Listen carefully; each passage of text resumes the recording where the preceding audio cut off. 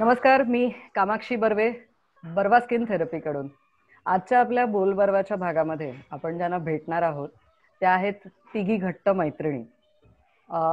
आधी मैत्रिणी, मग पालक आणि मग आनंद क्षण या अत्यंत वेगळ्या कॉन्सेप्टवरती चालणाऱ्या शाळेच्या संस्थापिका आणि संचालिका.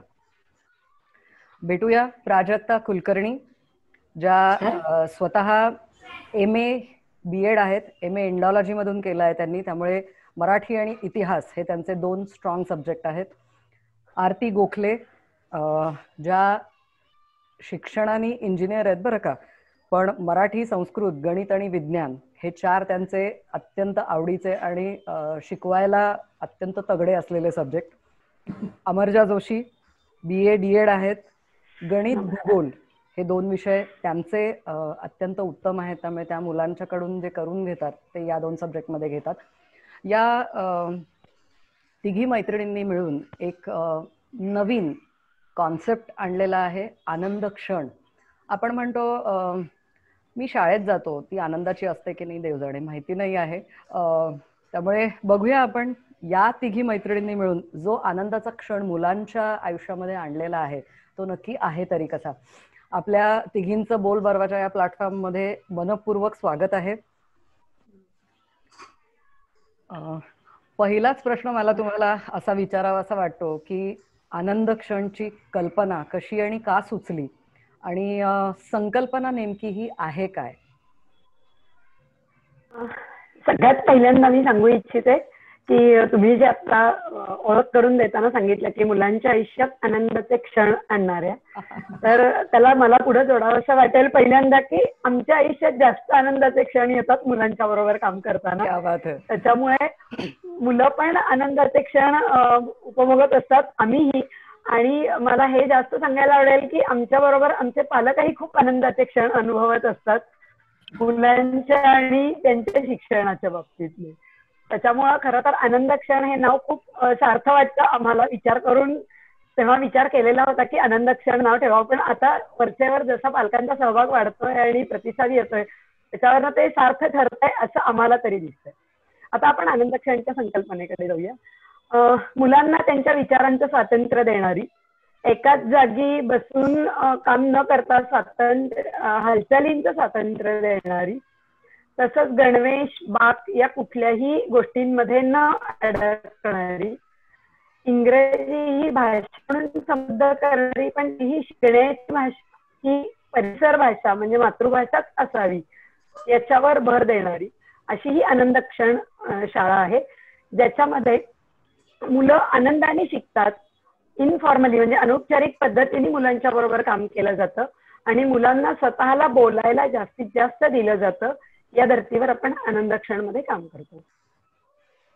बर, मग आधी पालक म्हणून तुम्ही या गोष्टींचा विचार केलात किंवा आधी पालक म्हणून तुमच्या मुलांच्या वरती, मी प्रयोग असं म्हणणार नाही, पण जी काही सिस्टीम तुम्ही वापरायचा प्रयत्न करताय ही आधी पालक म्हणून तुम्ही तुमच्या मुलांवरती पण इन्कॉर्पोरेट करून बघितलीत आणि मग शाळा उभा करून बाकीच्या पालकांच्या पर्यंत किंवा मुलांच्या पर्यंत पोहोचलात, असं आहे का? हो, आम्ही तिघी पालक म्हणून या गोष्टींचा खूपच विचार करत होतो की मुलांना कशा पद्धतीचं वातावरण असावं शाळेमध्ये. कारण पठडीबद्ध शाळा आणि प्रयोगशील शाळा या दोन्ही शाळा आम्ही तिघींनीही बघितलेल्या आहेत यापूर्वीही.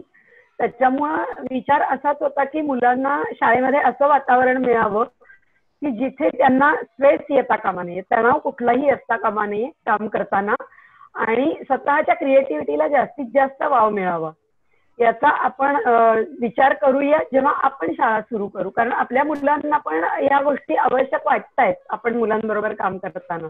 म्हणून ठरवून पहिल्या वर्षी आमच्याकडे आमची स्वतःचीच म्हणजे आम्ही ज्या संस्थापिका आहोत आमची स्वतःचीच 5 मुलं होती पहिलं पूर्ण वर्ष. त्याच्यामध्ये आम्ही वेगवेगळे प्रयोग आणि वेगवेगळे उपक्रम राबवून बघितले की ते मुलांच्या बरोबर काम करताना त्याच्यात काही अडचणी येत आहेत का किंवा त्याच्यात अजून काही सुधारणा आपल्याला करायच्या आहेत का. किंवा पहिल्या वर्षी काम करताना 5च मुलं आहेत, पण आपल्याला पुढच्या वर्षी किंवा त्याच्या पुढच्या वर्षी जेव्हा मुलांची संख्या वाढेल तेव्हाही आपण याच पद्धतीचे नाविन्यपूर्ण उपक्रम राबवू शकतोय का मुलांच्या बरोबर, हाही विचार पहिल्या पूर्ण वर्षभरामध्ये केलेला होता. आणि मग दुसऱ्या वर्षीपासून मात्र आम्ही बाहेरच्या मुलांना प्रवेश द्यायला सुरुवात केली, इतर मुलांना.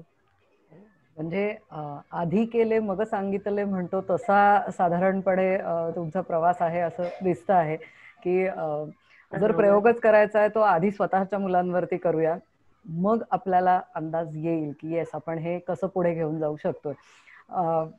फार एक तर हा कॉन्सेप्टच तुमचा पहिल्यांदा मला वेगळा वाटतोय की प्रयोग करायचा तो दुसऱ्यांच्या मुलावर, असं नाही, आधी स्वतःच्या मुलांवरती हा प्रयोग करून बघूया. मला सांगाल, जे आपण म्हणतो आहे की आम्ही वेगळ्या पद्धतीने मुलांना शाळेमध्ये शिकवतोय किंवा त्यांना आनंद मिळेल अशा पद्धतीने आम्ही त्यांच्यापर्यंत पोचतो आहे. मग मराठी असेल, इंग्रजी असेल, सायन्स असेल, हा प्रत्येक विषय शिकवताना नेहमीचा सरधोबट मार्ग जो काही असतो शिक्षणाच्या पॅटर्नचा, तो न वापरता शिकवण्यासाठी कोणत्या वेगळ्या वाटा किंवा कोणते वेगळे शैक्षणिक साहित्य किंवा टूल्स, जसे तक्ते असतात शाळेमध्ये किंवा वेगवेगळ्या प्रकारचे चार्ट्स बनवायला मुलांना शिकवलं जातं किंवा करून आणा म्हणून सांगितलं जातं घरून, तर या सगळ्या गोष्टींचा नक्की काय, कशी सांगड घालताय, म्हणजे याची वेगळी पद्धत वापरताय म्हणजे काय नक्की? आधी साधारणपणे बालवाडीच्या टप्प्यापासून आनंद क्षण मध्ये साधनांच्या द्वारे काम केलं जातं. पण ती साधनं अशी आहेत की जी चाइल्ड फ्रेंडली आहेत, म्हणजे मुलांनी स्वतः वापरायची आहेत. त्याच्यासाठी ताई प्रत्येक प्रकल्प घेते त्यावेळेस त्याच्यानुसार ती साधनं बनवते स्वतः आणि त्या साधनांद्वारे मुलांबरोबर काम करून घेते. मग बालवाडी एक मिनिट डिस्टर्ब करू, ताई म्हणताय तुम्ही, म्हणजे नक्की कोण? ताई म्हणजे शिक्षिका. आम्ही इथे आनंद क्षण मध्ये ताई आणि दादा असेच शब्द वापरतो, किंवा फार तर मावशी, म्हणजे मुलाला ते स्वातंत्र्य दिलेलं आहे की ताई, मावशी किंवा दादा असं म्हणायचं आहे. त्याच्यामुळे शिक्षिका किंवा मॅडम किंवा बाई असं न म्हणता ताई किंवा दादा म्हणतो. शक्यतो ताईच म्हणतो. मुलांना फारच अगदी काही वाटलं तर ते मावशी म्हणतात. ओके. हा, तर त्याच्यामुळं बालवाडीच्या शिक्षिका पण अशा आहेत की ज्या प्रकल्प घेतात. दर महिन्याला एक प्रकल्प असतो बालवाडीमध्ये आणि तिथे त्या प्रकल्पानुसार साधनं बनवली जातात आणि जी साधनं आहेत की ती मुलांनी हाताळायची आहेत. काही गोष्टी अशा असतात की त्या हाताळून, प्रत्यक्ष अनुभव घेऊन, डोळ्यांनी बघून, स्वतः वापरून, त्याच्यावर काम करून घेतल्याने संकल्पना स्पष्ट व्हायला मदत होते. त्याच्यामुळे बालवाडीपासूनच आनंद क्षणमध्ये अशी साधनं तयार केली जातात आणि ती वापरून मुलं त्याच्यावर काम करतात. 1ली ते 4थीच्या टप्प्यावर पण याच पद्धतीने असतात. मग त्याच्यामध्ये मराठी, गणित, विज्ञान, या भूगोल, या सगळ्या विषयाची ताई साधनं तयार करते. खरं तर ताई सिलेबस पण डेव्हलप करते आहे आणि त्याच्यानुसार ती साधनं बनवते. म्हणजे पाठ्यपुस्तक आम्ही संदर्भ पुस्तक म्हणून घेतो, रेफरन्स बुक म्हणून घेतो, त्याच्यातल्या क्षमता घेतो आणि त्याच्यानुसार विविध साधनं बनवली जातात. म्हणजे पाठ्यपुस्तकाचाही वापर होतो, फक्त तो पूर्णपणे आम्ही करत नाही. त्याच्यातल्या क्षमता घेतो आणि त्याच्यानुसार आम्ही आमचा सिलेबस तयार केलेला आहे आणि त्याच्यानुसार साधनं बनवतो. आता मी मराठीचं काम घेते तर शब्दशोध पाट्या तयार केलेल्या असतात. त्याच्यामध्ये मुलांना नुसतंच फळ्यावर शब्द लिहा, आपले झालेली ही अक्षरं आहेत, आता याच्यानुसार हे शब्द तयार होतात आणि ते लिहून घ्या. याच्यापेक्षा एक पाटी तयार केली गेलेली आहे आणि त्याच्यावर मुलांना हातात खिडक्या दिलेल्या आहेत. मग 2 शब्दांची पाटी आहे, 3 शब्दांची आहे, 4 शब्दांची आहे. मग मुलं ते खिडकी त्या शब्दांवरून, अक्षरांवरून फिरवतात आणि जिथे शब्द तयार होतो 2 अक्षरांचा, तिथे ते थांबतात. मग स्वतः काहीतरी शोधल्याचा त्यांना तो आनंद मिळतो की मी हा शब्द शोधलाय, आता मी हा लिहू शकतो. म्हणजे मी जेवढे शब्द शोधेन तेवढे मी लिहू शकतो. म्हणजे नुसतंच रट्टामार लिहिण्यापेक्षा मी काहीतरी त्याच्यामध्ये काम केलेलं आहे आणि आता मी ते लिहू शकतो. याच पद्धतीने मग सूचनांचा खेळ केलेला आहे मुलांबरोबर, मुलांचं कॉन्सन्ट्रेशन वाढण्यासाठी. त्याच्यामध्ये मुलांनी स्वतः सूचना, 2 सूचना निवड, 3 सूचना निवड, अशी आम्ही सूचनांचे काय म्हणूयात तर डॉमिनोज सारखे तयार केलेले आहेत. ते त्यांनी उचलायचे आणि त्याच्यातल्या सूचना स्वतः वाचायच्या. त्या वाचायच्या, त्या क्रमाने लक्षात ठेवायच्या आणि त्याच्याप्रमाणे कृती करायची. म्हणजे म्हणजे मग त्याच्यामध्ये त्यांना खूप, आणि बाकीच्यांना त्या सूचना समोर ठेवायच्या, फक्त त्याला दिसू द्यायच्या नाहीत की तो क्रमाने करतोय की नाही हे बघण्यासाठी. या सूचना स्वतःनीच वाचायच्या आहेत, मोठ्याने वाचायच्या आहेत, बाकीच्यांनी त्या लक्षात ठेवायच्या आहेत. ती कार्ड देऊन टाकायची, जी 5 कार्ड घेतलेली आहेत ती 5 कार्ड ताईकडे किंवा समोर बसलेल्या मुलाकडे द्यायची आहेत आणि त्याच क्रमाने, ज्या क्रमाने सूचना वाचलेल्या आहेत त्याच क्रमाने त्यांनी करायचे. मग 3 सूचनांपासून सुरू होतं आणि त्या चांगल्या 7 सूचनांपर्यंत हा खेळ खेळला जातो आणि इतरही मुलं त्याच्यामध्ये इन्व्हॉल्व असतात की हा कुठं चुकतोय बघायला. त्याच्यामुळे तो स्वतः तर खूप कॉन्शियस होतोच आणि नीट लक्ष देऊन ते काम करतो आणि इतरही मुलं त्याच पद्धतीनं त्याच्याकडे पण लक्ष देतात. त्याच्यामुळे अख्खा वर्ग त्याच्यामध्ये इन्व्हॉल्व्ह झालेला असतो, सामील झालेला असतो आणि त्या पद्धतीनं होतं. 14 खडीचा खेळ आहे तो सुद्धा पहिलीच्या टप्प्यापासून 3रीच्या टप्प्यापर्यंत खेळ घेतला जातो. तो त्याच्यामध्ये पुढे जाऊन त्याचा उपयोग असा होतो की डिक्शनरीमध्ये मला एखादा जर शब्द शोधायचा असेल तर त्याचा क्रम काय असला पाहिजे, तो क्रम लक्षात ठेवण्यासाठी म्हणून हा खेळ तयार केला गेलेला आहे. असे अनेक खेळ तयार केलेले आहेत की ज्याच्यामुळे मुलांना स्वतः काहीतरी केल्याचा आनंद मिळतो आहे आणि संकल्पना स्पष्ट व्हायला त्यातूनच मदत होती. अशा प्रकारची साधनं मी मराठीत बनवलेली आहे. इतिहासामध्ये सुद्धा 4थीच्या टप्प्याला आपण वर्षानुवर्ष शिवाजी महाराजांचा इतिहास शिकतो. मग पुन्हा परत तो 7वीच्या टप्प्याला आहे, तर मग आपण काहीतरी वेगळं करूयात का, 7वीला वेगळं काहीतरी शिकूयात का, म्हणून त्या मुलांकडनं मी वेगवेगळे प्रत्येक वेळेस साधनं तयार करून घेते जी 4थीच्या मुलांसाठी उपयोगी पडतील, कारण त्यांनी 4थीतच शिवाजी महाराज अभ्यासलेला असतो. त्याच्यामुळे आता आम्ही मागच्या वर्षी साधन असं तयार झालं, सापशिडीचा खेळ केलेला आहे. त्याच्यामध्ये 4थीचा पूर्ण अभ्यासक्रम त्या सापशिडीच्या खेळामध्ये आहे. त्याच्यामध्ये साधारणपणे एक 45 ते 50 प्रश्न आहेत आणि सापशिडी सारखी सापशिडी आहे. शिडे आहेत, साप आहेत. प्रश्नाचं ज्यावेळेस शिडीपर्यंत येऊन पोहोचतो त्यावेळेस एक प्रश्न उचलायचा, त्याचं उत्तर जर आलं तर शिडी चढायची, नाहीतर तसंच, किंवा सापाच्या तोंडापाशी आल्यानंतर पुन्हा एक प्रश्न निवडायचा आणि समजा उत्तर नाही आलं तर पुन्हा सापाच्या तोंडातून खाली येणार आहे. आणि पण समजा जर उत्तर बरोबर आली तर त्याच्यासाठी मग आम्ही छोटे छोटे रिवॉर्ड ठेवलेले आहेत तिथे, म्हणजे जिरेटोप आहे किंवा राजमुद्रा आहे, असे वाघनखे आहेत, असे ठेवलेले आहेत तिथं. म्हणजे साधारणपणे 5 मुलं एकत्र खेळू शकतात असा खेळ आहे. म्हणजे तो खेळ पण होतो आणि पूर्ण 4थीचा अभ्यासक्रम त्याच्यामध्ये कव्हर केला गेलेला आहे.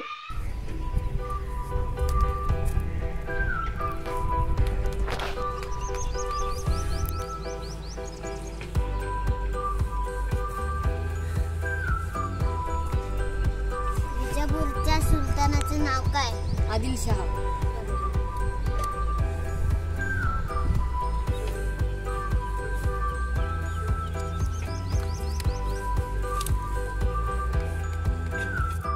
शिवरायांचे 2 समुद्र किल्ले, विजयदुर्ग आणि सिंधुदुर्ग.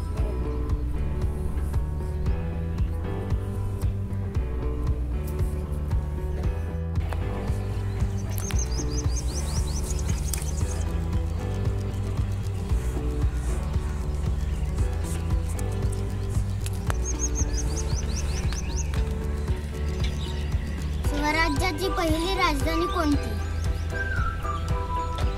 रायगड.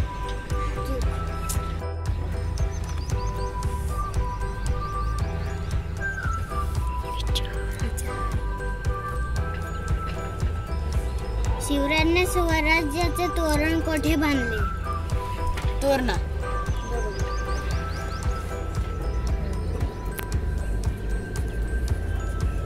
विजयनगराचा सम्राट कोण होता? आदिलशाह.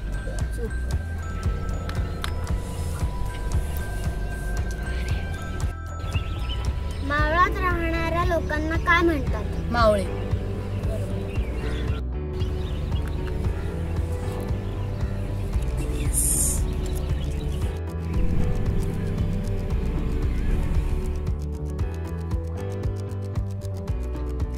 यस, मी जिंकले.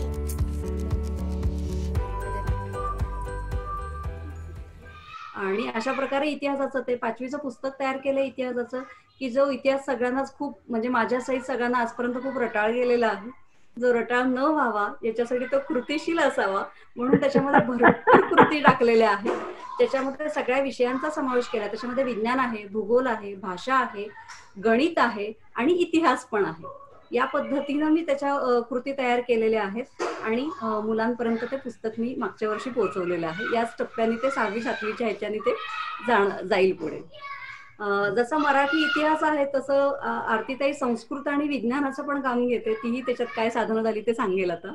जरूर. मला एक शब्द तुमचा आवडला. आपण 12 खडी असा शब्द ऐकलाय, तुम्ही 14 खडी असा काहीतरी शब्द वापरलात. हो, आता नव्याने 2 वर्षाखाली ए आणि अ त्याच्यामध्ये मिसळल्या गेल्यामुळं ती 14 खडी झालेली आहे. कारण इंग्रजी शब्दांचा वापर आपण खूप करतो, त्याच्यामुळे ए आणि अ चा समावेश करणं भाग क्रमप्राप्त ठरलेलं आहे.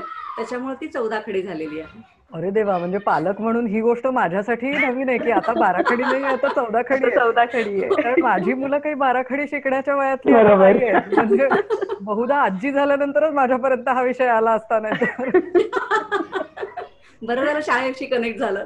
हो, म्हणजे मला थँक्यूच म्हणलं पाहिजे तुम्हाला की तुमच्यामुळे निदान मला आता 12 खडी न राहता ती 14 खडी झाली आहे. ही कॉन्सेप्ट तरी मला क्लिअर झाली.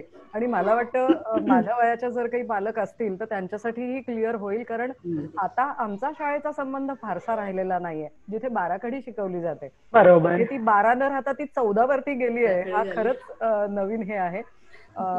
आरतीताई, मला सांगा, प्राजक्ता जे सांगत होती ते तुमच्याकडून संस्कृत आणि ह्या संदर्भात आपण काय पद्धतीने ऐकू शकतो? विज्ञान जेव्हा आपण म्हणतो तेव्हा जर आपण पुस्तकं बघितली तर बालभारतीची जी पुस्तकं आहेत ते त्यांनी जसं म्हटलंय तसंच आपण म्हणूया की ती पूरक पुस्तकं आहेत. त्यामुळे त्याच्यात जी माहिती आहे त्या माहितीवरती आपला अभ्यास होणं आणि त्याच्यातनं संपूर्ण अभ्यास झाल्यानंतर मग ते मुलांपर्यंत पोहोचवणं आणि तेवढ्या पद्धतीने पोहोचवणं ही अपेक्षा आहे. त्यामुळे अगदी म्हणजे माझं सगळ्यात आवडतं उदाहरण म्हणा किंवा ते असं शेवटपर्यंत गेलेलं एक उदाहरण असं होतं आणि म्हणून ते मला सांगायला अगदी जरूर आवडतं की रक्ताभिसरण संस्था जेव्हा आपण शिकवतो तर तेव्हा रक्ताभिसरण संस्था शिकवत असताना एका पानामध्ये विज्ञानाच्या ती रक्ताभिसरण संस्था संपते. त्यामुळे शिकवायचं झालं तर एक दिवसाचा हा खेळ आहे खरं तर. पण आमचं त्याच्यावरती काम सुरू झालं. एक तर रक्त म्हणजे काय, रक्ताभिसरण संस्था म्हणजे काय, त्याच्यामध्ये काय काय येतं हे सगळं बघत असताना असं लक्षात आलं की पुस्तकात देताना त्यांनी दिलेलं आहे की हृदयाकडून ते रक्त फुफ्फुसामध्ये जातं, ऑक्सिजन त्याच्यामध्ये मिसळतो आणि मग तो सगळ्या शरीरामध्ये पोहोचवला जातो. आता सगळ्यात मोठा प्रश्न असा होता आणि आमच्याकडे हे खूप छान आहे, मुलं भरपूर प्रश्न विचारतात आणि प्रश्न विचारले तर त्यावेळेला आम्ही सांगू शकतो की आम्हाला हे आत्ता माहिती नाही, ही माहिती आम्ही पण शोधतो आणि तुला सांगतो. तर त्यामुळे अशा बऱ्याच प्रश्नांमधून असं हे झालं की रक्त हे फुफ्फुसामध्ये जेव्हा येतं तेव्हा ते मोठ्या प्रमाणात म्हणजे तिथे मोकळ्या स्वरूपात आहे. आपल्या शरीरामध्ये रक्त फिरत असताना ते नलिकांमधून फिरतं आणि मग त्याच्यावरचा खरं तर शोध सुरू झाला आणि मग त्यातनं काय काय वेगवेगळ्या गोष्टीही कळत गेल्या. संपूर्ण रक्ताभिसरण संस्था ह्याच्यातलं फुफ्फुसाचं महत्वाचं कार्य कळलं. हृदयाचं कार्य आपल्या सगळ्यांना माहिती आहे, त्यातल्या झडपाणी हे ते आपल्याला सगळं पुस्तकातनं कळलेलं असतं.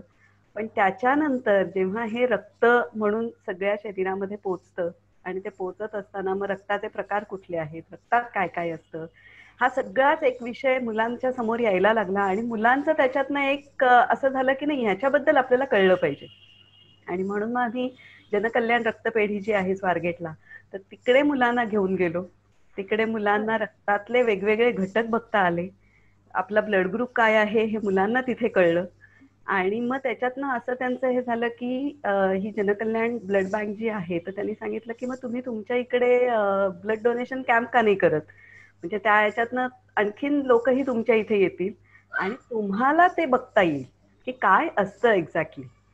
आणि म्हणून मग शाळेमध्ये ब्लड डोनेशन कॅम्प घेतला गेला.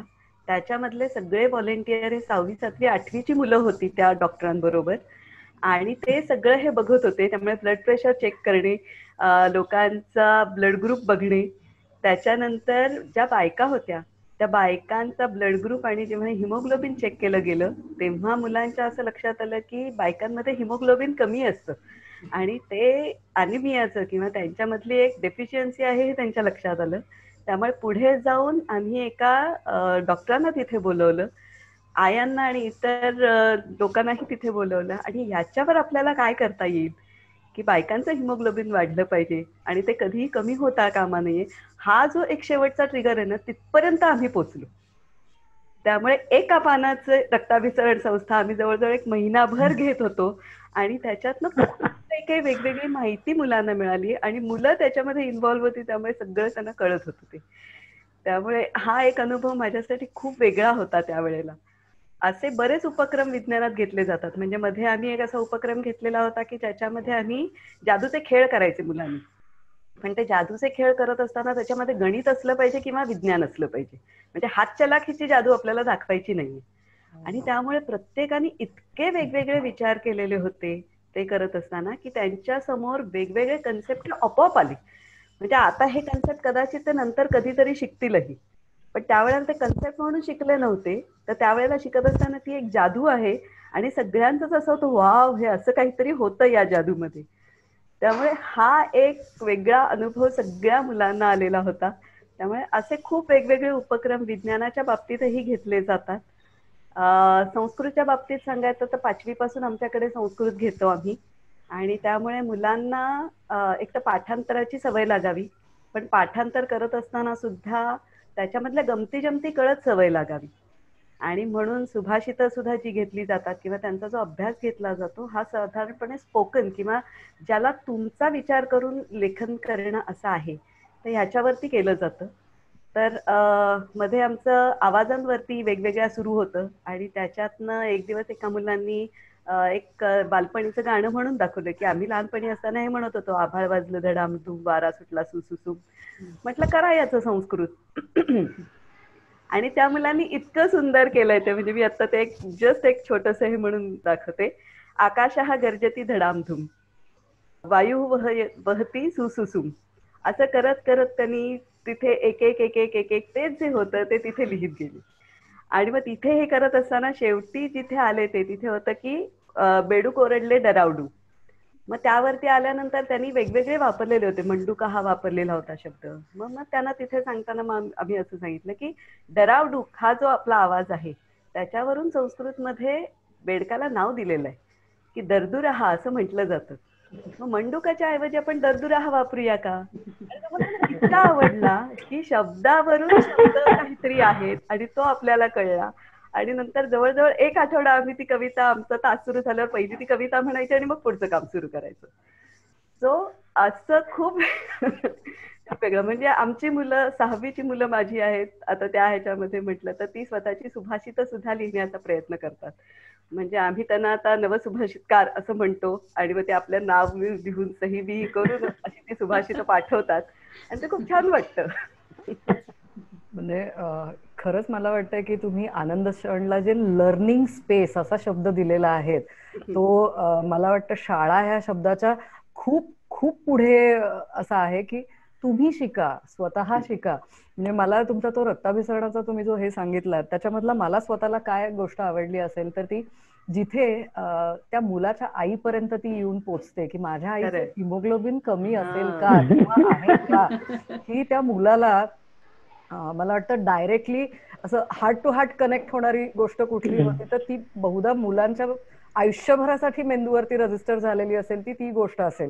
म्हणजे अरे यार, खरंच तुमची मुलं सगळी नशीबवान म्हणायला पाहिजेत. आमची मुलं आता मोठी झाली, शाळेत आम्ही पाठवू न शकण्याच्या वयातली. हे शिकायला मला वाटतं त्यांनाही खरंच खूप आवडलं असतं. आणि ही मुलाखत आज जे कोणी बघत असतील त्या पालकांना विशेष करून माझा असा हे राहील की तुम्ही मुलाखत ऐकली आहेत, बाकीच्यांनाही ऐकायला सांगा, त्याच्यातून त्यांना कुठले आनंदाचे क्षण सापडतायत नक्की बघूया. मला या सगळ्याला जोडून एक असं सांगावं वाटतं की आनंद क्षणचं जे सगळ्यात मोठं वैशिष्ट्य आहे की ते सगळा आपला जो अभ्यासक्रम आहे SSC बोर्डाचा तो आम्ही जास्तीत जास्त व्यवहाराला जोडण्याचा प्रयत्न करतो, ज्याच्यातून मुलांना जेव्हा मुलं शाळेतून बाहेर पडतील तेव्हा आपण म्हणतो की पुस्तकी ज्ञान ते पुस्तकातच असतं आणि मग बाहेर गेल्यावर त्याचा आपल्याला काही उपयोग होत नाही. तर हे न होता मुलं पुस्तकामध्ये जे जे शिकतायत ते जास्तीत जास्त व्यवहाराला कसं जोडता येईल त्याची ही सगळी उदाहरणं आहेत जी आता आरतीनी किंवा प्राजक्ताताईंनी सांगितली ती. म्हणजे खरंच तुम्ही सुजाण नागरिक बनवण्यासाठी काम करताय असं दिसतं आहे. ज्यांना म्हणजे सुजाण हा शब्द आपण अशा अर्थी वापरला जातो ज्यांना प्रत्येक गोष्टीची जाणीव आहे किंवा माहिती आहे. जसं तुम्ही म्हणाला की पुस्तकाची 4 पानं वाचायची आणि त्याच्या 2 प्रश्नांची उत्तरं लिहायची, इतपतच न राहता जर रक्ताभिसरण ह्या सिस्टीमला मला माझ्या आईला जोडून घेता येत असेल तर ते काय पद्धतीने मी शिकणार आहे. म्हणजे तुम्ही जे काम करताय त्याला खरंच म्हणजे आत्ताच्या जमान्यात हॅट्स ऑफच म्हणायला पाहिजे बहुतेक. आणि सगळ्यात जास्त छान म्हणजे आमचं असं असतं की यावर्षी जे झालेलं आहे तेच पुढच्या वर्षीही तसंच होईल असं आम्ही कोणीच सांगू शकत नाही. म्हणजे ह्या वर्षी आता हे झालेलं असेल, पुढच्या वर्षी अजून काहीतरी नवीन सुचलं की ते करतो आम्ही. त्यामुळे हे झालेलं आहे, हे केलंच पाहिजे, त्यामुळे आला दिवस नवीन असं जसं मुलांसाठी असतो तसं आम्हाला इंटरेस्टिंग असतं ते. आणि मुलांपेक्षा आम्हीच खूप शिकतो असं पण आम्हाला होतं रोज. बरोबर आहे म्हणजे तुमचं म्हणणं, कारण जेव्हा तुमच्या समोर वेगवेगळ्या व्हरायटीनी विचार करणारी डोकी असतात तेव्हा बहुधा खाद्य शिक्षकांनाही भरपूर त्याच्यातून मिळत असणार आहे. बरोबर. आता तुम्ही मगाशी एक शब्द वापरला होतात की आमच्या इथे शाळेमध्ये शिक्षक, बाई, मॅडम असं म्हणलं जात नाही, ताई आणि दादा असं म्हणलं जात आहे. तर जशा तुम्ही 3 समविचारी मैत्रिणींनी हा कॉन्सेप्ट आणलात आणि सुरू केलं, तसं तुमच्याकडे आता मुलांची जशी स्ट्रेंथ वाढते तशी शिक्षकांची पण वाढणं गरजेची, सॉरी ताई आणि दादांची पण वाढणं गरजेची आहे. तर ह्या ताई आणि दादांना तुम्ही तुमच्या पद्धतीने कसा विचार करायला शिकवता, किंवा त्यांना काही वेगळ्या पद्धतीचं ट्रेनिंग तुम्हाला द्यावं लागतं का? कारण तेही सरधोपट मार्गाने शिकून आलेलेच असणार आहेत. मग त्यांना काय वेगळ्या पद्धतीने तुम्हाला सांगावं लागतं की मुलांशी तुम्हाला कशा पद्धतीने इंटरॅक्ट करायचं आहे? ताई आणि दादा हे ठरवण्यामागचं पहिलं कारण असं आहे की मुलांना इनफॉर्मल वाटावं आणि आपल्या जवळचं कोणीतरी आहे हे वाटण्यासाठी आपण ताई आणि दादा हेच शब्द वापरतो. आता नव्याने असं झालेलं आहे की जसे पालक जॉईन होत आहेत तसे पालकांमधलेच काही ताई दादा म्हणून काम करायला तयार आहेत असे पण आहेत.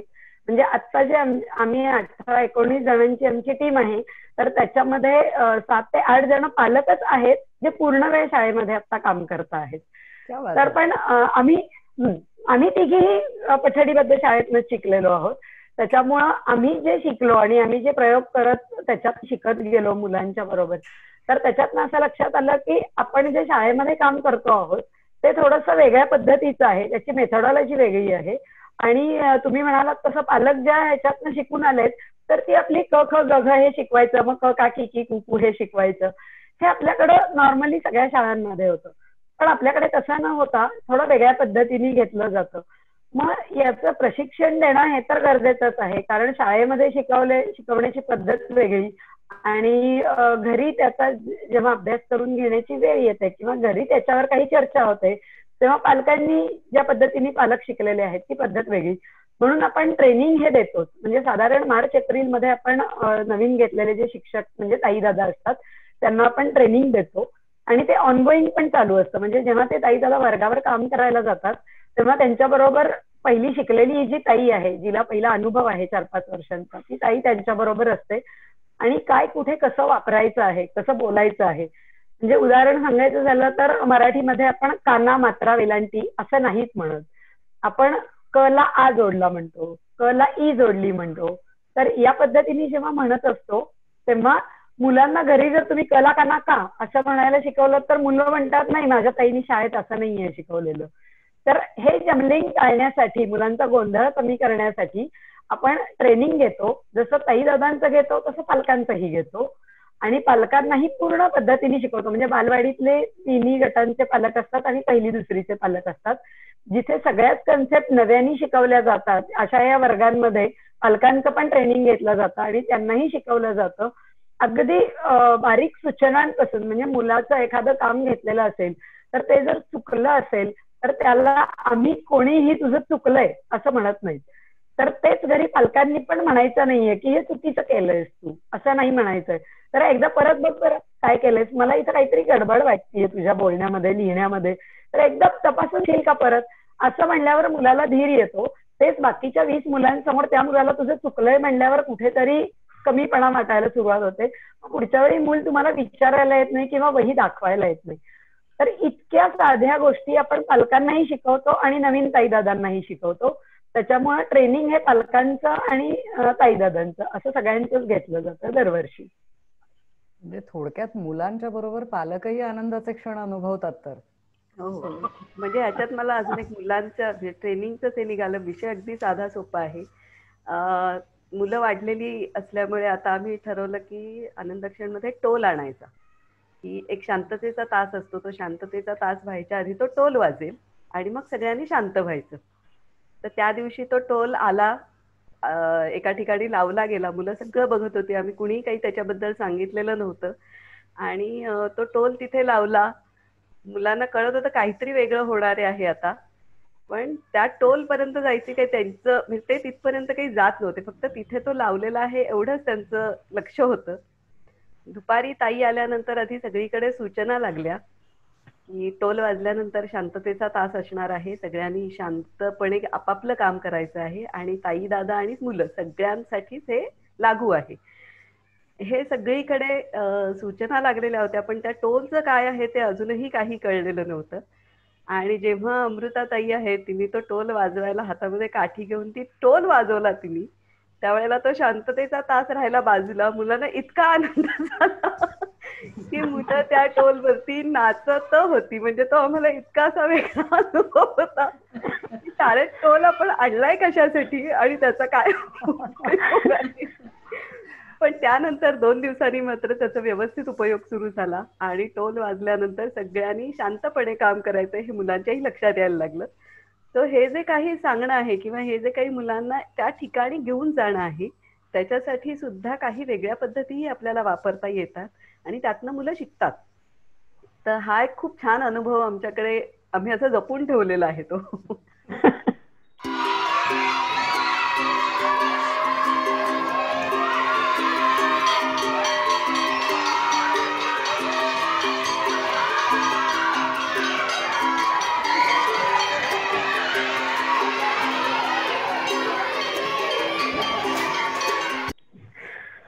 तुम्ही हा जो तुमचा अनुभव सांगताय त्याला जोडूनच मला तुम्हाला पुढचा प्रश्न असा विचारावा असा वाटतो की कोणत्याही गोष्टीचा प्रॅक्टिकल अनुभव जेव्हा आपण घेतो, म्हणजे जसं तुम्ही आता टोलाचं उदाहरण सांगितलं तसं काही असेल नवीन, मग धान्याला मोड येणं असेल, हाही एक नवीन अनुभव आहे. पण बहुतेकदा त्या मोडाची उसळ पानात आलेली असते, त्याला मोड येतात कसे नक्की हे मुलांना माहित नसतं.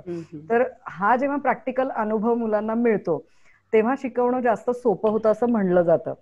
असं आनंद क्षण मध्ये तुम्ही अजून वेगळं काय करता की ज्याने मुलांना प्रॅक्टिकल अनुभव एखाद्या गोष्टीचा मिळू शकतो? म्हणजे काय सांगाल या गोष्टीबद्दल? कारण बऱ्याचदा असं ऐकलंय, म्हणजे मी हे नुसतं ऐकलेलंच आहे अर्थात, पुण्यामध्ये दूध कोण देतं, चितळे असं जे ऐकलेलं आहे. म्हणजे हा माझ्यासाठी शॉकिंग अनुभव होता जेव्हा 5-7 वर्षापूर्वी, चेष्टा असेल अर्थात, पण तरी सुद्धा हा अनुभव बहुधा तुमच्यातले जे उत्सुक किंवा असे चिकित्सक शिक्षक आहेत त्यांच्यासाठी मला वाटतं हा एक टोल होता की हे मुलांना दाखवलं पाहिजे का, हे मुलांना सांगितलं पाहिजे का की खरंच येतं कुठून. असे काही प्रॅक्टिकल अनुभव तुम्ही मुलांच्या पर्यंत पोहोचवता का? मुलांना भात लावणीला घेऊन जातो हे सगळ्यात पहिलं असतं वर्षाच्या सुरुवातीला, की मुलं 2-2.5 तास मस्त चिखलात असतात आणि सगळा अनुभव घेतात. आणि जसं मगाशी आरतीताईंनी सांगितलं की रक्ताभिसरणाचं एक शेवटपर्यंत गेलेलं होतं, तसं आमचं भात लावणीला जेव्हा आम्ही पहिल्या वर्षी गेलो होतो तेव्हाचा अनुभव असाच होता की मुलं 2-2.5 तास खेळली चिखलामध्ये आधी आणि मग भात लावणी पण केली. पण जेव्हा भात लावणीला खाली वाकली, 1-1.5 तास मुलांनी खाली वाकून भात लावणी केली, तेव्हा असे ताठ झाले, तेव्हा कंबर आता दुखायला लागली असं झालेलं होतं. आणि मग लक्षात आलं की यांना किती त्रास पडत असेल इतका तांदूळ पिकवायचा असेल शेतात तर. आणि मग तिथून आमचं बोलणं गप्पांमधून, कायमच गप्पा चालू असतात सगळ्या विषयांवर मुलांची, तिथून गप्पांमधून पोहोचलो की आपल्या ताटात जो तांदूळ येतो तो तांदूळ येण्यासाठी आपण किती गोष्टी, त्या शेतकऱ्यांनी किती गोष्टी केलेल्या असतात. आपण आता फक्त एक अर्धा-1 तास भात लावणी केलीये, त्याच्या पुढच्या किती गोष्टी असतात जे शेतकरी दादा करतात. आणि मग याच्यावरून शेवट एक वाक्य आलं मुलांचं की आता ताटात अन्न टाकण्यापूर्वी जरा विचार करायला लागेल की ते किती कष्टाने आलेलं असतं. त्याच्यामुळं प्रॅक्टिकल नॉलेज हे मुलांना द्यायलाच हवं. तसं आपण शाळेमध्ये मुलांना कुकिंग पण घेतो, म्हणजे सगळ्या मुलांनी मिळून खाऊ बनवायचा आणि तो सगळ्यांना वाढायचा पण.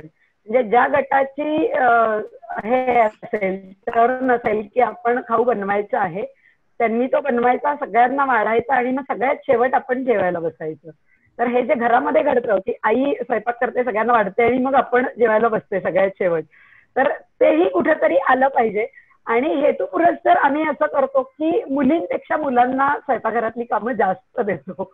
कणिक मळण्यापासूनचं काम मुलांना जास्त दिलं जातं. भाजी चिरणे असेल, सोलणे, साल काढणं असेल, या सगळ्या गोष्टी आपण मुलांना करायला देतो. त्याच्यामुळं मुलांनाही लक्षात येतं की स्वयंपाकघरात काम करणं ही तितकंसं सोपं नाहीये. तर या सगळ्याच गोष्टींचं प्रॅक्टिकल नॉलेज, म्हणजे आपण जेव्हा गॅदरिंग घेतो मुलांचं तर त्या गॅदरिंगचा सुद्धा जो विषय ठरवतो त्याला पण आनंद मेळा म्हणतो खरं तर गॅदरिंगला, पण तो सगळ्यांसाठी म्हणून गॅदरिंग शब्द वापरला मी. तर या आनंद मेळ्याचा सुद्धा जो विषय ठरतो तेव्हा तो ठरण्यापूर्वी एकदा मुलांशी बोललं जातं की तुम्हाला कोणत्या विषयावर आपल्याला या वर्षीचं गॅदरिंग करायला आवडेल. आणि मग त्यांच्याकडनं खूप विषय येतात आणि मग त्याच्यावरनं बोलत बोलत इव्हॉल्व्ह होत होत आपण या विषयावर येतो की हा तर या वर्षीचा आपला हा विषय ठरवूयात. आणि मग तो ठरवताना सुद्धा साधारण ऑगस्ट पासून आम्ही मुलांबरोबर बोलायला सुरुवात करतो की आपण गॅदरिंग मध्ये काय काय करूयात. नाटक असेल, गाणी असतील किंवा अजून काय बसवता येईल. मग त्याच्यामध्ये काही मुलं स्वतः सुद्धा नाटक लिहितात, काही स्वतः लिहितात, गाणी नाटक हे स्वतः लिहितात. म्हणजे आजपर्यंतचा आनंद क्षण मधला रेकॉर्ड असा आहे की कधीही रेकॉर्ड लावून मुलं त्याच्यावर नाचलेली आहेत असं एकही आनंद मेळा आनंद क्षण मध्ये झालेला नाही. म्हणजे प्रत्येक वेळी ताई गाणं म्हणतील, मुलं गाणं म्हणतील, तबला पेटीच्या साथीलाही शाळेतलीच मुलं असतात जे शिकतायत सध्या तबला पेटी. तर याचं सगळ्याचं मिळून एकत्रित सादरीकरण म्हणजे आनंद मेळा असतो. त्याच्यातनं खरंच सगळ्यांना आनंद मिळावा हीच इच्छा असते. त्याच पद्धतीने एक प्रकल्प घेतला जातो आणि त्या प्रकल्पाला आपले शैक्षणिक सगळे विषय जोडले जातात. म्हणजे मराठी, गणित, इतिहास, भूगोल, विज्ञान हे त्या प्रकल्पाच्या विषयाला जोडले जातात. उदाहरण सांगायचं झालं तर आम्ही 2 वर्षांपूर्वी मसाले नावाचा प्रकल्प घेतला होता. त्याच्यामध्ये मुलांना सगळ्यात पहिल्या दिवशी आम्ही किराणा मालाच्या दुकानात घेऊन गेलो होतो. त्या दादांशी आधी बोलून झालेलं होतं. त्यांनी सगळे मसाल्याचे पदार्थ मांडून ठेवले होते, त्याची नावं मांडून ठेवलेली होती आणि मुलांनी ते सगळे पदार्थ दिसतात कसे इथपासून सुरुवात केलेली होती की धणे कसे दिसतात, जिरे आणि शहाजिरेमध्ये फरक काय असतो, इथपासून तमालपत्र, साधं पान तमालपत्र ह्याच्यात काय फरक असतो, हे सगळं मुलांनी दुकानात बघितलं. ही आमची प्रकल्पाची पहिली क्षेत्र भेट होती की जी आम्ही सगळ्या मुलांना घेऊन गेलो होतो. मग तिथून अगदी पुढे सगळे विषय म्हणजे आम्ही मसाले तिथून विकत घेतले, शाळेत मसाला भाजला, त्याच्यापासून काळा मसाला किंवा गोडा मसाला म्हणतो तो तयार केला. हे सगळं काम मुलांनी केलेलं होतं. मग बाजारात मिळणारे मसाले कोणकोणते असतात, वेगवेगळे काय बिर्याणी मसाला असेल, गरम मसाला असेल, जे कुठले किचन किंग असतो तर ते मसाले सगळे विकत आणले, त्याच्यातले सगळे कंटेंट बघितले, त्याचा एक आलेख तयार केला की कुठले मसाल्याचे पदार्थ जास्त मसाल्याच्या पदार्थांमध्ये म्हणजे मसाल्यांमध्ये वापरले जातात असं. मग एक क्षेत्रभेट होती ती मसाले जिथे दळले जातात त्या गिरणीमध्ये घेऊन गेलो मुलांना. तर अशा पद्धतीने प्रत्येक याचं प्रॅक्टिकल नॉलेज तिथे जाऊन मुलांनी बघणं आणि खरंच तिथे गेल्यावर लक्षात आलं की मिरची कांडपच्या तिथल्या काम करणाऱ्या लोकांना किती त्रास होतोय त्याचा. कारण ते दिवसभर मिरची कांडत असतात आणि हातापायाची आगाग होते. तर हे तिथे गेल्यानंतर कळलं. तर हा प्रत्यक्ष अनुभव देणं. तर हे जेव्हा शाळा चालू होती तेव्हा, पण यावर्षीचं वैशिष्ट्य असं आहे की यावर्षी सुद्धा आम्ही जरी लॉकडाऊन असेल तरी सुद्धा आम्ही याचाही फायदा करून घेतला की यावर्षी जो प्रकल्प सुरू करू त्याच्यामध्ये पालकही आपल्या बरोबर इन्व्हॉल्व्ह होऊ शकतात त्याच्यामध्ये. त्यामुळे जे सेशन सुरू केले ते ऑनलाईन सुरू केले आणि पहिल्या सेशन पासून पालक सुद्धा त्याच्यामध्ये होते आणि विषय होता घर. कारण मुलं आता दिवसभर घरीच आहेत, पालकही दिवसभर घरीच आहेत आणि इतकं असून सुद्धा मुलांना स्वतःच्या घराबद्दलच्या अनेक गोष्टी माहितीच नसतात आणि म्हणजे समहाऊ पालकांनाही ते लक्षात येत नाही की या गोष्टी माहीत असायला हव्यात. पण आता या घर प्रकल्पाच्या निमित्ताने या सगळ्या गोष्टी मुलांना माहीत झाल्या आणि मुलांनी स्वतः पहिलीच ऍक्टिव्हिटी अशी होती की पालकांनी आणि मुलांनी मिळून स्वतःच्या घराचं एक मॉडेल तयार करायचं सगळं. मग त्याचं छोट्या मुलांसाठी त्याची मापं फार महत्वाची नव्हती, खोल्या आणि हे सगळं महत्वाचं होतं. पण मोठ्या मुलांसाठी म्हणजे 5वीच्या मुलांनी अगदी माझी बेडरूम केवढी असेल आणि त्या मानाने बाथरूम किती छोटी असेल याचा विचार करून तो पूर्ण मॉडेल ते तयार करायचं आहे. तर इतका सुंदर प्रतिसाद मिळाला आणि पालकांना खूप छान वाटलं की यावर्षी या मोठ्या प्रकल्पामध्ये आम्ही पण सामील आहोत. आणि मग त्याच्यामध्ये मोठ्या मुलांच्या बरोबर हे पण सगळं आलं की 7-12 म्हणजे काय असतो, आपला इंडेक्स 2 काय असतो, किंमत कशी असते आणि आपण काय काय घेतो. म्हणजे घर विकत घेताना आपल्याला किती गोष्टींचा विचार करायला लागतो. या सगळ्या गोष्टी पालकांच्या बरोबर मुलांनी पण जाणून घेतल्या 5वीच्या पुढच्या.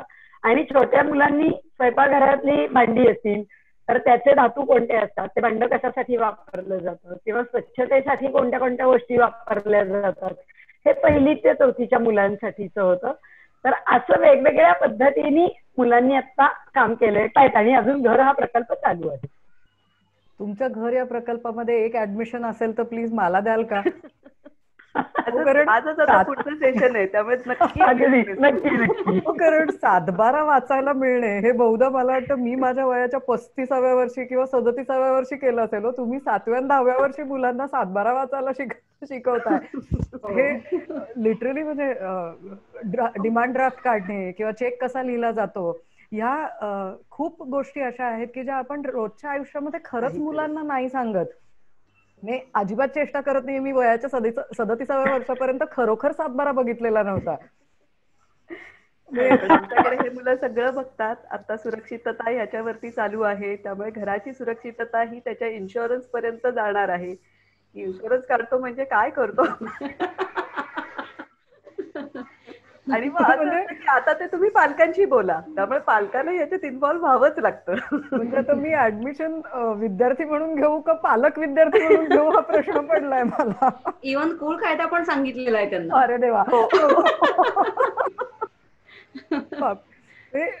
मला पुढचा एक प्रश्न मी विचारणार होते पण बहुधा माझा प्रश्न हवेतच विरून जाणार आहे असं वाटतंय की पालक कोणत्या विचारांनी तुमच्या मुलांना तुमच्या शाळेत पाठवतात किंवा आनंद क्षणमध्ये पाठवतात आणि त्यांचा काही सहभाग असतो का? तर मला वाटतं बहुधा माझीच ऍडमिशन आधी मला नोंदवावी लागणार आहे आता आणि मग हा प्रश्न विचारावा लागणार आहे तुम्हाला की काय पद्धतीने तुम्ही पालकांना इन्व्हॉल्व्ह करून घेता. पण तुमच्या 2-3 उदाहरणामधून तुम्ही तर सांगितलं आहेच की इव्हन शाळेचा आनंद मेळा असो त्याच्यातही पालक तुमचे सहभागी असतात. तरी पण मला सांगाल की काय विचार करून पालक नक्की तुमच्याकडे येतात?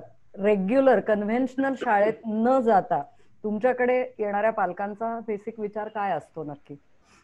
2च गोष्टी मला असं वाटतं की त्याच्यातल्या मुख्य आहेत असं म्हणता येईल की एक तर आता मातृभाषेत शिकणं किंवा आपण असं म्हणूया की पुण्यात आहोत आपण तर मराठीतून शिकणं हे कुठेतरी लोकांना आता पटायला लागलेलं आहे की इंग्लिश मीडियम मध्ये गेल्यामुळे किंवा इंग्लिश शाळेत मी आहे म्हणून मला इंग्लिश उत्तम येतं. याच्यापेक्षा मला जे कळतं तिथून मी शिकलो आणि मग त्यातून शिकत असताना मी इंग्लिश ही भाषा म्हणून शिकलो तर माझ्यामध्ये वेगळा विचार करण्याची एक सवय मला लागून जाते. त्यामुळे त्या दृष्टीने इथे येणारे पालक खूप आहेत. आणि दुसरं म्हणजे की जसं मगाशी मी म्हटलं तसं की काही पुस्तकं आपल्याला जी लावलेली असतात अभ्यासक्रमासाठी म्हणून ती पूरक पुस्तकं आहेत आणि त्याला अनुसरून आपण वेगवेगळं काहीतरी मुलांपर्यंत द्यायचं आहे. आता हा जो विचार आहे हा विचार जो आम्ही केला तर तसं म्हटलं तर अगदी पहिल्या वर्षी जसं मगाशी अमरजा म्हणाली तसं की जेव्हा बाकीच्या मुलांना ऍडमिशन द्यायची ह्याच्यावर पुढे येण्यासाठी म्हणून आम्ही ते वर्षभर जो अभ्यास केला त्याच्यामध्ये असं लक्षात आलं की साधारणपणे 10 महिने जर आपण शाळा पकडली की शाळा 10 महिने असते तर 6.5 ते 7 महिन्यांमध्ये ही पुस्तकं पूर्ण होतात शिकवून. म्हणजे तुमच्या हातामध्ये 2.5 ते 3 महिने आहेत की ज्याच्यामध्ये तुम्ही मुलांना वेगवेगळे उपक्रम वेगवेगळ्या गोष्टी तुम्ही सांगू शकता देऊ शकता. मग हे जे उरलेले हे जे 2.5-3 महिने आहेत ते आपल्याला या अभ्यासक्रमासाठी कसे वापरता येतील असा एक थोडासा विचार त्या वर्षी केला गेला आणि त्याच्यातनं खरं तर हा कन्सेप्ट उभा राहिला. तर त्यामुळे आता काही शिकवत असताना त्याला पूरक कृती ही असणारच आहे किंवा व्यावहारिक गोष्टींशी हे जोडलेलं असणार आहे. हा एक विचार पालकांनाही कळायला लागला आणि त्यामुळे कुठलीही काय म्हणावं की जाहिरात नाही करावी लागली. पहिल्या वर्षी आम्ही फक्त जाहिरात केली असेल पण दुसऱ्या वर्षीपासून आम्हाला जाहिरात करावीच लागली नाही कारण आमची मुलं जी आहेत तेच आमचे खरं तर जाहिरातदार झाले, ब्रँड अँबॅसेडर्स. हो. आणि त्यामुळे पहिल्या वर्षी 5 मुलं होती दुसऱ्या वर्षी आमच्याकडे 18 मुलं झाली. म्हणजे तो सुद्धा दुपटीने तिपटीने वाढलेला आकडा होता. हे आमचं खरं श्रेय होतं त्या अभ्यासाच्या मागचं आणि हे खरं तर आम्हाला उपयोगी पडलं. प्राजक्ता. खरं तर बरेच मुद्दे कव्हर झालेले रात्रीच्या बोलण्यामध्ये. त्याच्यामुळे आणखीन सगळ्यात महत्वाचं की म्हणजे पालक आता सजग झालेले आहेत की आपण रट्टा मारून शिकण्यापेक्षा मुलांना संकल्पना क्लिअर करण्यावर जास्त भर देणं हे आता पालकांनाही समजायला लागलेलं आहे. कारण आनंद क्षणमध्ये जे काही उपक्रम घेतले जातात ते पुस्तकाला अमरजाताईंनी सांगितलं तसं पुस्तक आणि पुस्तकातून येणारं व्यवहार ज्ञान म्हणजे ते व्यवहार ज्ञानाशी जोडलं जाणं हे जे आहे हे पालकांपर्यंत आता जास्त पोहोचलेलं आहे की या पद्धतीने इथं घेतलं जातं काम. तर त्याच्यामुळे पालकांचा ओढा आपोआपच माउथ पब्लिसिटी आमची मुलं जाहिरातदार आहेत असं आरतीताई म्हणाली की मुलंच जाहिरातदार आहेत तर त्यांच्या माध्यमातूनच एकमेकांना लागून हे पालकांपर्यंत पोहोचलेलं आहे की इथं फक्त घोका आणि ओका हा प्रकार होत नाहीये, तर ते सगळं व्यवहाराशी जोडलेलं जातं. इव्हन असं पण होतं की मुलांबरोबर कामं करताना असं लक्षात आलं की मुलं खूप क्रिएटिव्ह आहेत आणि ती छान काम करतायत. तर दिवाळीच्या दरम्यान आम्ही मुलांकडून खूप वेगवेगळ्या वस्तू तयार करून घेतो आणि त्या वस्तू इतक्या छान बनवलेल्या असतात की त्याचं आपण प्रदर्शन मांडूयात आणि त्या विक्रीलाही ठेवूयात, असं झालं. आणि मग पहिल्या 2 वर्षात असं लक्षात आलं की वस्तू खूप विकल्या जात आहेत छान. आणि मग त्याच्यानुसार आमची जाहिरात पण होती की प्रदर्शन आहे आनंदक्षणचं प्रदर्शन आहे, असं सगळीकडं होतं. आणि मग असं लक्षात आलं की पैसा व्यवस्थित मुलांचा जो श्रमाचा पैसा त्यांना मिळतोय, तर त्यांच्यासाठी आपण बँक त्यांची काढायची नाही, म्हणून आनंदक्षण नावाची बँक आम्ही तयार केलेली आहे. आणि त्या बँकेमध्ये बाहेरच्या बँकांमध्ये जसे व्यवहार होतात तसे सगळे व्यवहार इथे होतात. म्हणजे मुलांनी त्याचं विड्रॉल स्लिप केलेली आहे, पैसे भरायची स्लिप केलेली आहे, त्याच्यानंतर त्यांची पासबुका आहेत आणि मुलं त्यांचं हे जे काही श्रमाचे पैसे मिळवलेले आहेत हे दरवर्षी बँकेमध्ये भरतात. मोठी मुलं जी आहेत तर ते हा सगळा व्यवहार बघतात 8वी 9वी 10वीतली.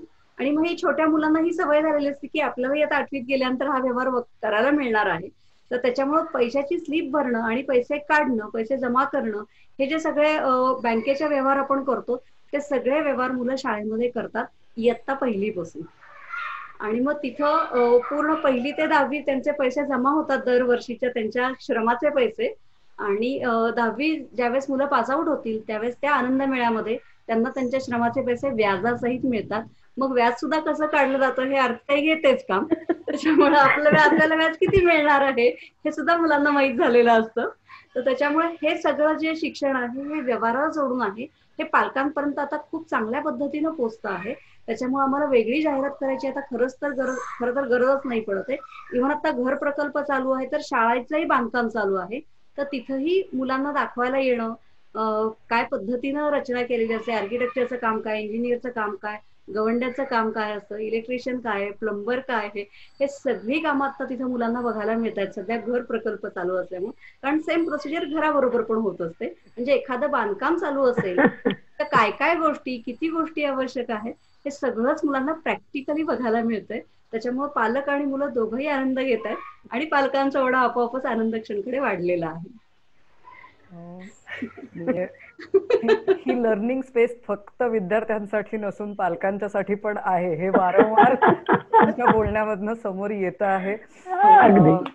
हा सगळा जो आनंदक्षणचा एक भाग आहे याच्यामध्ये मला कुठेही टिपिकल अभ्यासक्रम किंवा परीक्षा असं काही ऐकायला आलेलं नाहीये अजूनपर्यंत तरी.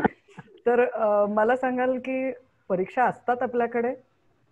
परीक्षा असतात, जशा अगदी आपल्या रोड शाळेमध्ये नेहमीच्या शाळांमध्ये असतात तशाच 3माही, 6माही, 9माही आणि वार्षिक अशा 4 परीक्षा होतात. परीक्षा होत असताना परीक्षेचं वातावरणही मुलं एन्जॉय करतात, कारण अगदी शेवटच्या दिवसापर्यंत म्हणजे तो आठवडा सोडला तर त्याच्या आदल्या आठवड्यापर्यंत जे काही शिकवलं जातं ते आपल्याला परीक्षेत येणार आहे असं सांगितलेलं असतं. त्यामुळे अभ्यास हा सुरूच असतो. त्यामुळे अभ्यास करायचा आहे किंवा अभ्यासासाठी मला आधी काही वेळ दिला पाहिजे आणि मग मी तो अगदी पाठांतर करून, घोकून, त्याच्यावरती काम करून अशा पद्धतीने केला पाहिजे असं कोणताही एक काय म्हणू टेन्शन किंवा स्ट्रेस असं मुलांवर काही नसतं. कारण त्या आठवड्यामध्ये होणारे उपक्रम हेही होत असतात. त्यामुळे फक्त अभ्यास सुरू आहे असं कधीच होत नाही. पण ह्या परीक्षा जेव्हा होतात तेव्हा परीक्षेचा जो एक माहोल असतो त्या माहोलाची एक थोडीशी जाणीव मुलांना व्हावी की म्हणजे आमचे पेपर सुरू आहेत आता. मुलं जरी घरी असली तरी 10 ते 12 एक पेपर, 1 ते 3 दुसरा पेपर असं चालू आहे. त्यावेळेला ताई ऑनलाईन असते आणि मुलं घरी पेपर लिहित असतात. शाळेत जेव्हा असतात तेव्हा सुद्धा सगळी मुलं ही एकत्र बसवली जातात आणि त्याच्यामुळे त्यांचे गट सुद्धा हे त्या पद्धतीने केलेले असतात की प्रत्येकाच्या बाजूला कोणीतरी दुसरा एक असतो, दुसऱ्या वर्षाचा एक मुलगा असतो आणि त्यामुळे कुठेही टेन्शनचं असं वातावरण नसतं, पण शांतता असते. तर ती शांतता आहे त्याचाही मुलांना एक त्याची सवय व्हावी मुलांना. आणि अभ्यासाचं म्हणजे अभ्यास आणि परीक्षेची एक सवय लावावी की 2 तास आपल्याला एका ठिकाणी बसून पेपर लिहिणं गरजेचं आहे, आवश्यक आहे. ही थोडी एक सवय लावावी याच्या मागचं हे कारण आहे. पण फक्त परीक्षा होतात आणि त्याच्यावरून मूल्यमापन केलं जातं का, आता असं होत नाही. कारण आपल्याकडे परीक्षा हे एकच मूल्यमापनाचं साधन मानलं जातं की ज्याच्यामध्ये मला दिलेल्या वेळेत लिहिता आलं आणि त्याच्यावरून माझं पूर्ण वर्षाचं मला काय कळलेलं आहे हे जेव्हा काढलं जातं तेव्हा तो फक्त एकच भाग वापरलेला असतो. म्हणजे 1ली ते 4थीसाठी माझ्यापेक्षा प्राजक्ता आणि अमर्त्या हे जास्त सांगू शकतील की काही मुलांना काही वेळेला असं होतं की नाही नव्हतं लिहायचं मला ते, किंवा मला नव्हतंच काहीच करायचं नव्हतं त्यावेळेला. मग अशा वेळेला त्यांना वेगळ्या पद्धतीने विचारून त्यांच्याशी वेगळ्या पद्धतीने बोलून मग आता तू लिहिशील का असं करून मग त्याच्याकडून हो आल्यानंतर मग तो पेपर सोडवून घेणं किंवा त्याला तोंडी विचारणं, त्याच्यातनं त्याला येतंय का, पूर्ण आधीचा जो काही कालखंड गेलेला आहे का, आधीचे जे काही महिने गेलेले आहेत त्याच्यामध्ये त्यांनी कसा अभ्यास केलेला आहे याचा विचार केला जातो. काही उपक्रम असे आहेत की ज्याच्यामध्ये मुलं समोर उभं राहून बोलतात. म्हणजे वक्तृत्व हे आता आपल्या शाळांमधून निघूनच गेलेलं आहे. तिथे आम्ही शुक्रवारची एक ऍक्टिव्हिटी आमची अशी आहे की त्याच्यामध्ये 2 प्रकार असतात. एक म्हणजे एक छोटा विषय दिलेला असतो ज्याच्यावरती मुलांनी 5 मिनिटं बोलायचं असतं आणि एक विषय महिनाभर आधी दिलेला असतो की ज्याच्यावरती महिनाभर मुलांनी अभ्यास करायचा असतो आणि त्यांचा एक साधारणपणे एक छोटा रिसर्च पेपर आपण म्हणू की तशा पद्धतीने त्याला त्याच्यातलं काय कळलेलं आहे हे 7 ते 8 मिनिटामध्ये मांडायचं असतं. तर या दोन्ही गोष्टी मुलांच्या समोर होत असतात. मग त्यामुळे त्याच्यामधला त्याचा सहभाग कसा आहे, त्याच्यामध्ये त्यांनी वेगवेगळा विचार केलेला आहे का, या सगळ्या गोष्टींचा मूल्यमापनामध्ये उपयोग केला जातो. त्यामुळे जरी परीक्षा होत असली, जरी परीक्षा अगदी 1ली पासून 10वी पर्यंत या सगळ्या परीक्षा होत असल्या तरी सुद्धा मूल्यमापनाच्या दृष्टीने विचार करायचा झाला तर मूल्यमापन हे त्यावेळचं त्या परीक्षेचं आणि पूर्ण वर्षभराचं काय आहे या दोन्हीवरती होतं. आणि म्हणून जेव्हा आपण भाषा म्हणतो तेव्हा भाषेचे मुख्य घटक काय आहेत, तर वाचन आहे, लेखन आहे, संभाषण आहे, हे जे काही घटक आहेत त्याच्यात काय काय अजून छोटे छोटे घटक येऊ शकतात. अशा पद्धतीने आमची मूल्यमापन पत्रिका तयार आहे आणि ह्या घटकांवरती पूर्ण वर्षभराचा त्यांचा अभ्यास मुलांचा केलेला असतो आणि 6 महिन्यांनी आणि वर्षभरानी पालकांनी तर दिलं जातं. पेपर सुद्धा आधी मुलांबरोबर डिस्कस होतात जेव्हा ते तपासले जातात त्याच्यानंतर आणि मग पालकांना दिले जातात. त्यामुळे मुलांना माहिती असतं की आपल्याला काही आलेलं नाहीये, ते पालकांकडून मुलांपर्यंत जात नाही की हे तुला आलेलं नाही बरं का. मुलगाच घरी सांगू शकतो की हे मला आलेलं नाही आणि हे मला माहिती आहे, हे ताई माझ्याशी बोललेली आहे. तर त्यामुळे हे सुद्धा तिथे झालेलं असतं.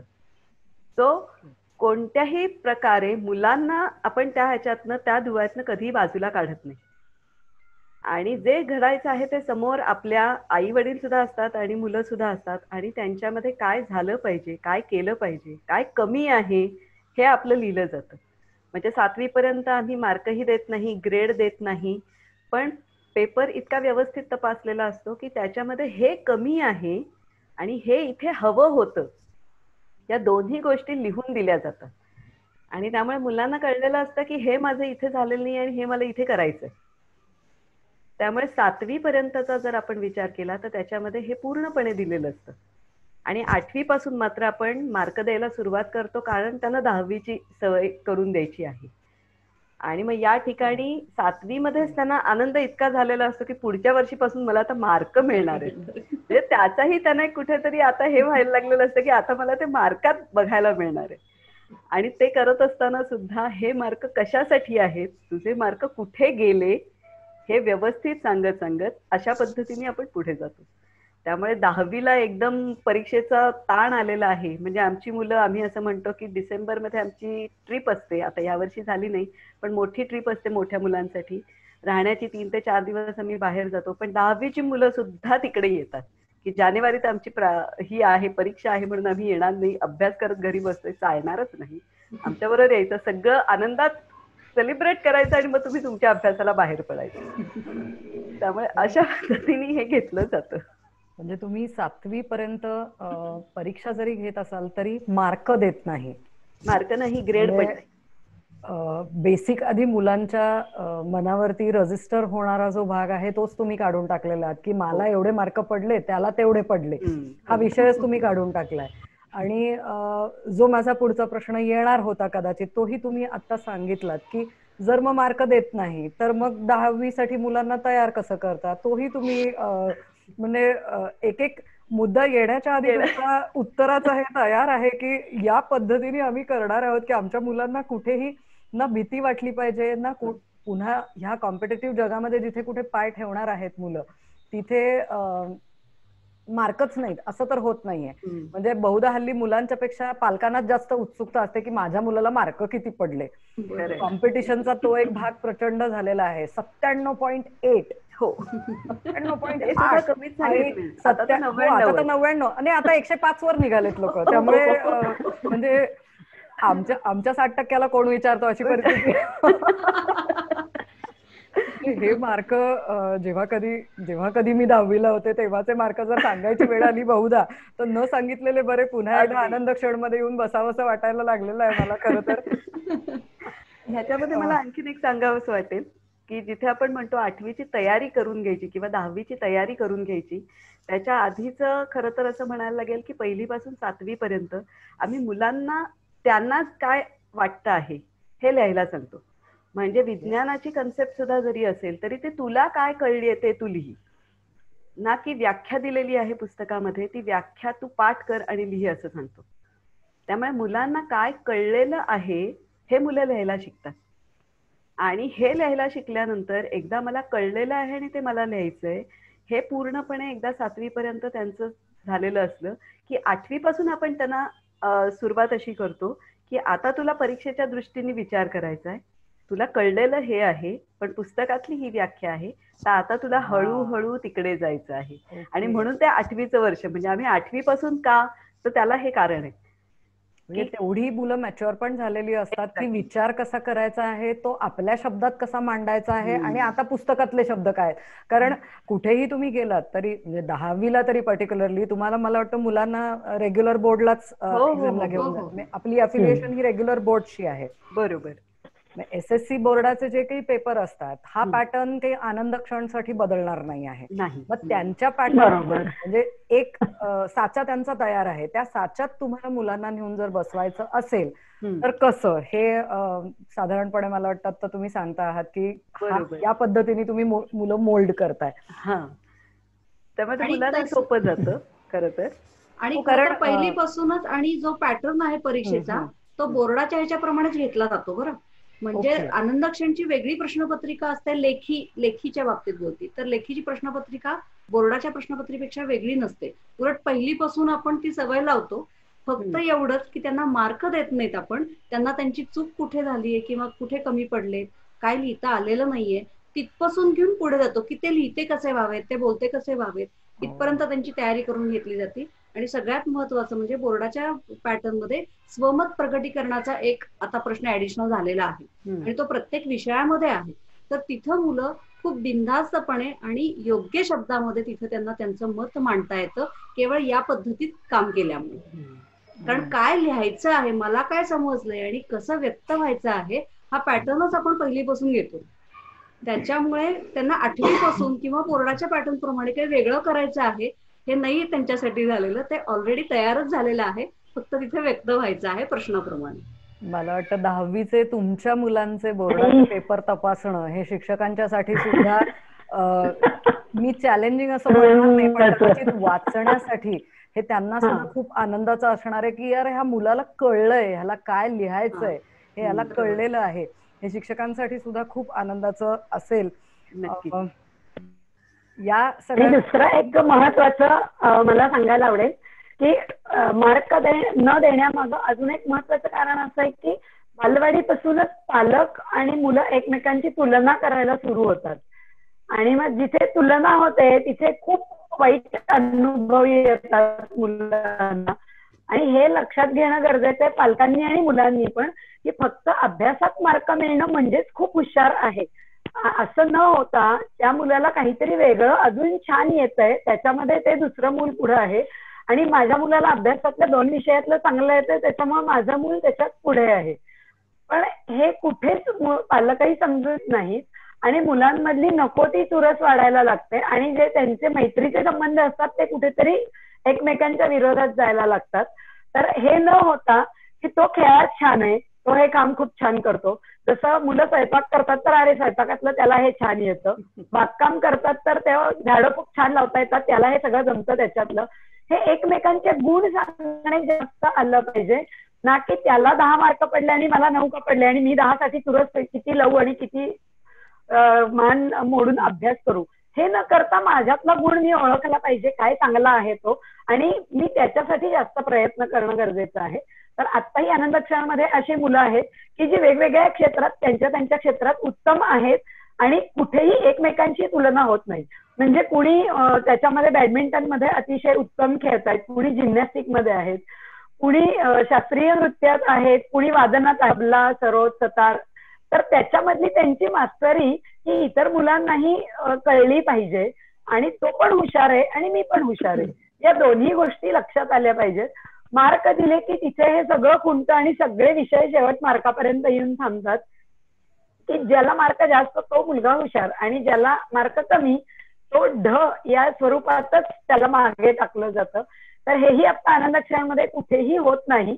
प्रत्येकाची त्याची कॅपॅसिटी आणि त्याची पेस बघितली जाते आणि त्याच्याप्रमाणे त्या मुलाबरोबर काम केलं जातं. एक छोटंसं उदाहरण देते, गमतीशीर आहे. मगाशी जसं हे सांगितलं तसं आमच्याकडे गणपतीच्या आधी आम्ही मोदक आणि करंजी करायचं एक उपक्रम घेतो. सगळ्या मुलांनी मोदक करायचे, सगळ्या मुलांनी करंजी करायची.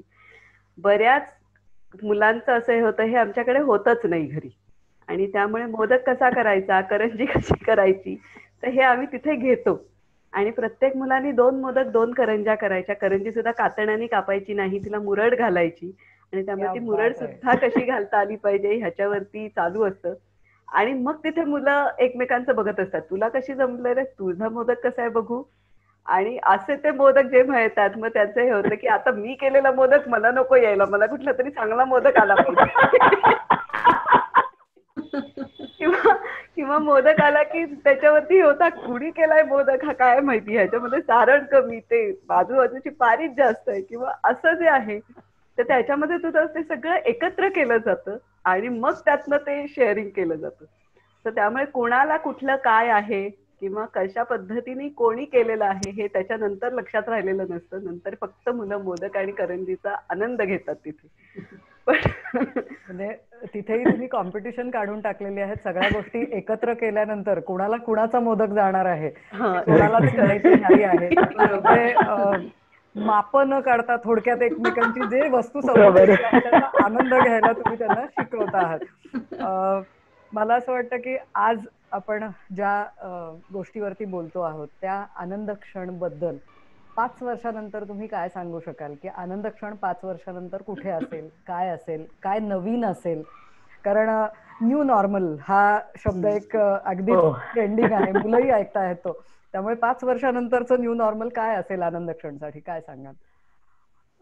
खरं तर आनंद क्षण सुरू करतानाच आमच्या तिघींच्याही डोक्यात हे होतं की जसं आपले वर्ग असतात 1ली, 2री, 3री, त्याच्याबरोबरच व्यावहारिक प्रयोगशाळा, त्याला आपण व्यावहारिक लॅब पण म्हणू शकतो, त्याही असाव्यात जिथं जसं मी आत्ता म्हणाले की मुलांना वेगवेगळ्या गोष्टींमध्ये प्रगती असते आणि त्याच्यात मुलं खूप छान काम करतात.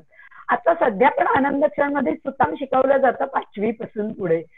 तर 5वी पासून पुढची मुलं सुतारकामामध्ये मोबाईल स्टँड करणं, चमचे करणं, वेगवेगळ्या गोष्टी करणं ह्या करतायत आत्ताही. तर आम्हाला असं वाटतंय की त्या आमच्या ज्या 8 व्यावहारिक लॅब्स आहेत, ज्या आम्ही एक प्लॅन केलेल्या होत्या सुरुवातीपासून, त्याच्यामध्ये एक स्वयंपाकघर आहे, सुतारकाम आहे, म्युझिकची एक लॅब असावी असं आहे, बागकाम आहे, अशा 8 प्लॅन केलेले आहेत. तर 5 वर्षात जसं आता वर्ग तयार आहेत तशा त्या लॅब्सही तयार असाव्यात आणि वेल इक्विप्ड असाव्यात. त्याच्यामध्ये कुठल्याही मुलांना, 1ली पासूनच्या कुठल्याही मुलाला असं वाटलं की मला आज हे करायची इच्छा आहे, तर मुलांनी ते जाऊन करावं आणि त्याच्यातला इंटरेस्ट त्याचा वाढत असेल तर ती उत्तम गोष्ट आहे. कारण असं काही गरजेचं नाहीये की 10वी झाल्यावर मुलांनी आर्ट, कॉमर्स, सायन्स याच कुठल्या तरी शाखेत गेलं पाहिजे आणि तेच केलं पाहिजे. तर या लॅब्स मध्ये पण मुलांना त्याच्यातलं एक्सपर्ट शिक्षण मिळावं, त्या व्यक्तींकडून मिळावं. तर अशा या लॅब्सही आमच्या तयार असायला हरकत नाहीये पुढच्या 5 वर्ष. आणि ज्या पद्धतीने आत्ता आनंद क्षणमध्ये आम्ही सगळे आनंदाचे क्षण उपभोगत आहोत, तर तसं अजून एक 4 ते 5 ठिकाणी तरी कमीत कमी याच पद्धतीने काम चालावं. तिथे आम्ही कन्सल्टन्सी द्यायचाही प्रयत्न करू, तिथे प्रशिक्षण द्यायचा प्रयत्न करू. पण इथं जसं आनंद क्षण मुलं उपभोगतायत, पालक उपभोगतायत, तसं अजून एक 4 ते 5 ठिकाणी जरी हे झालं तरी ह्याचा सगळ्याचा हेतू हाच आहे की मुलांना शिक्षणातून आनंद मिळावा, शिकण्यातून आनंद मिळावा. याच्यामध्ये कुठेही आम्ही आत्ताही असं करत नाही की आमच्याकडे जी सिस्टीम चालते ती कुणाला सांगायची नाही, ती आपल्याकडेच ठेवायची. असं न होता हे सगळीकडे पोहोचलं पाहिजे, या पद्धतीचं शिक्षण पोहोचलं पाहिजे आणि शिक्षकांनाही शिकवताना आनंद मिळाला पाहिजे. नाहीतर शिक्षकही आता आपण बघतो की सकाळी उठून आता मला जायचं आहे आणि काय 7 ते 12 शाळा घ्यायची आहे आणि काय असतं पुस्तकातलं तेच दरवर्षीचं. म्हणजे अनेक शिक्षक असे बघितलेले आहेत की एकदा प्लॅनिंग केलेलं असतं शाळेत लागल्यावर, ते शेवटच्या दिवसापर्यंत तेच प्लॅनिंग फॉलो करत असतात. तर असं इतकं रटाळ आणि कंटाळवाणं नाही आपलं शिक्षण. हे खूप आनंदी हे सगळ्यांपर्यंत पोहोचावं ही इच्छा आहे. आणि जसं आम्ही याच्यातनं आनंद घेतोय, नवीन नवीन गोष्टी आम्ही स्वतः शिकतो आहोत, तसं ते सगळ्यांना करायला मिळावं हे आमचं आनंद क्षणचं ध्येय आहे. की या पद्धतीने सगळीकडे शाळाही चालू व्हाव्या किंवा आहेत त्या शाळांमध्ये या पद्धतीचं शिक्षण चालू व्हावं. आणि आता आम्ही काम करत आहोत सध्या आनंद क्षणमध्ये. जुनी जागा सोडलेली आहे, नवीन मुलं आलेली आहेत, संख्या वाढती आहे दरवर्षी. त्याच्यामुळे आता यावर्षी आम्ही आनंद क्षण एका नवीन जागेत स्वतः बांधलेल्या इमारतीत आम्ही आता जाणार आहोत जेव्हा जूनमध्ये शाळा सुरू होईल तेव्हा. तर या पद्धती या आमच्या शाळेच्या आता प्रकल्पासाठी आम्ही आता सगळ्यांनाच देणगीचंही आवाहन करत आहोत की आमच्याकडे आता पुरेशी देणगी नाही, पुरेसे पैसे नाहीत, पण आमचे पालक इतके उत्तमरित्या सहकार्य करतायत की आम्ही शब्द टाकतो आहोत आणि पालक त्या क्षणाला जी जमेल ती मदत करतायत. सगळेच जण सगळीच करतायत असं नाहीये, पण पालक हितचिंतक आहेत. ही सगळीच लोक आनंद क्षणला खूप मदत करत आहेत. तर आता फक्त वर्गखोल्याच बांधतो आहोत आणि एक विज्ञानाची लॅब आणि किचन हे होत आहे. पण आमच्या ज्या अजून व्यावहारिक प्रयोगशाळा आम्ही म्हणतो आहोत तर त्या अजून बाकी आहेत. त्याच्यासाठी आम्हाला देणगीचीही गरज आहे आणि आत्ताही बांधकामासाठी देणगीची गरज आहे. तर हे सगळे हितचिंतक आता ही मुलाखत बघत असतात, मदत करावी या गोष्टीसाठी. आणि मदत हा इतकी जास्त करू शकाल की तुम्ही करावीत अशी इच्छा आहे. आणि शाळांचा दर्जा आणि संख्या जिथे कमी होते आहे तिथे आनंद क्षण सारखी पूर्णपणे मराठी शाळा उभी राहते आहे. तर या शाळेसाठी आपण सगळ्यांनी मदत करावी आणि ती फक्त आर्थिक स्वरूपातच असावी असं नाहीये. कुणाला आनंद क्षणमध्ये शिकवायला यायची इच्छा असेल तर तीही तुम्ही आमच्या इथे येऊन बोलून दाखवा, आपण त्याचंही ट्रेनिंग करू. आम्हाला नवीन ताई दादा पण हवे आहेत. वस्तुरूप देणगी ही चालणारी आहे आनंद क्षणमध्ये. आता सगळंच नव्याने होतं आहे. तिथे स्क्रीन्स हवे आहेत, पंखे, ट्यूब, पार्टिशन्स या सगळ्या गोष्टी हव्या आहेत आणि आर्थिक मदत तर आहेत. तर या सगळ्या गोष्टींनी तुम्ही आमच्या बरोबर जोडले जाऊ शकता आणि जोडले गेल्यानंतर तुम्हीही आनंदाचे क्षण उपभोगू शकता. तुम्ही कधी शाळेला भेट देऊ शकता, मुलं काय पद्धतीने काम करतायत हे बघू शकता. आणि तुम्हाला त्याच्यातनं काही सुचवायचं असेल नवीन की मलाही हे छान सुचतंय, हे पण आपण मुलांबरोबर करून बघू शकतो. तर तुमच्या या सगळ्या सूचनांचंही आमच्याकडे स्वागत आहे. आपण त्याचाही विचार करूया आणि ते जिथपर्यंत शक्य आहे तिथपर्यंत आपण मुलांपर्यंत ते पोचवायचा प्रयत्न करूया. आणि असं हे आनंद क्षण तुमच्या सगळ्यांच्या मदतीने 5 वर्षात खूप मोठं हो, मुलांना त्याच्यातून अजून बऱ्याच गोष्टी नव्याने शिकायला मिळो असं मी तुम्हाला सगळ्यांना आवाहन करते. बोल बर्वाच्या आजच्या प्लॅटफॉर्मवरून जे ही मुलाखत बघता आहेत, जे हे आनंद क्षण अनुभवता आहेत, त्यांच्या सगळ्यांना माझी विनंती आहे की आनंद क्षणचा पत्ता, त्यांचे फोन नंबर्स हे आपली मुलाखत संपताना खाली येणारच आहेत. ज्यांना इच्छा असेल, ज्यांची मुलं शाळेत जाण्याच्या वयाची आहेत, त्यांनी जरूर आनंद क्षण लर्निंग स्पेसचा आपल्या मुलांसाठी विचार नक्की करावा. जा, भेटा, बघा, अनुभवा काय चाललं आहे आणि मग विचार करा की येस आपण या सिस्टीममध्ये जाणार आहोत का, आणि जर जायचं असेल तर का. या तुमच्या प्रश्नांच्या मदतीसाठी ह्या तिघी तुमच्यासाठी फोनवरही अवेलेबल आहेत. जून पासून जसं अमरजा म्हणाली की नव्यानं जेव्हा शाळा सुरू होतील तेव्हा तिथेही त्या अवेलेबल असणार आहेत. जरूर आपण सगळ्यांनी जा. आपल्याला आवडलं तर आपल्या मुलासाठी या गोष्टीचा नक्की विचार करा. आमच्यासारखे पालक ज्यांची मुलं आता शाळेच्या वयाची राहिलेली नाही आहेत ती नक्की देणगी स्वरूपासाठी विचार करू शकतील. मग वस्तू स्वरूपात तर त्यांनी सांगितलंच, जे जे तुम्ही देऊ शकणार आहात ते आमच्यासाठी ऍक्सेप्टेड आहे. या गोष्टीचा नक्की विचार करा. आणि बघूया बर्वाकडून आपल्याला काय करता येणं शक्य आहे ते. आज किमान बर्वाकडून आपण यांना लोकांच्या पर्यंत पोहोचवण्याचं काम तरी नक्की केलं आहे की आनंद क्षण म्हणजे नक्की आहे काय, तिथे काय केलं जातं. आणि स्वतः जाऊन बघायला तर केव्हाही शाळेचा दरवाजा उघडा आहेच. अगदी आज तुम्ही तिघी आमच्या इथे आलात, बर्वाच्या लोकांशी संपर्क साधलात, त्याबद्दल आरती गोखले, प्राजक्ता कुलकर्णी आणि अमरजा जोशी तुमच्या तिघींचेही मनपूर्वक आभार की तुम्ही आनंद क्षण मध्ये आम्हाला सहभागी करून घेतलात. धन्यवाद. धन्यवाद. बर्वाचा आणि आनंद क्षण कडून बर्वाच्या सगळं उपलब्ध करून दिलात. आणि आहे आणि आमचा लोकांपर्यंत पोहोचवण्यासाठी जी काही मदत केली त्याबद्दल आनंद क्षण कडून बर्वाचे मनपूर्वक आभार. आरतीताई, आपण काही सांगू इच्छिता? म्हणजे आता बर्वा मगाशी आपलं बोलणं चाललं होतं तेव्हा मला असं ते जाणवलं की निसर्गाच्या जवळ जाणारच किंवा जे जे काही चांगलं आहे त्याच्यातनं लोकांपर्यंत काय पोचवावं असाच विचार करणारं बर्वा कॉस्मेटिक्स किंवा तुमचं काम सुरू आहे.